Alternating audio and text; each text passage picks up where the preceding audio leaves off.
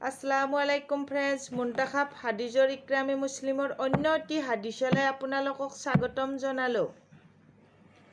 আল্লাহ তাআলাই ৰাসূলুল্লাহ সাল্লাল্লাহু আলাইহি ওয়াসাল্লামক ইৰশাদ কৰিছে, আপোনাৰ পৰদিগাৰে আদেশ কৰিছে যে সেই সত্য মাবুদৰ বাহিৰে অইন কাৰো ইবাদত নকৰিবা আৰু পিতৃ মাতৃৰ লগত সদ্ব্যৱহাৰ কৰিবা। যদি তেওঁলোকৰ মাজৰ পৰা এজন অথবা দুয়োৰ সন্মুখত বাৰ্ধক্যত পहुঁচে, তেতিয়াহ'লে এনে অৱস্থাতো কেতিয়াও তেওঁলোকক উহ বুলি নকবা। তেওঁলোকক ধমক নিদিবা।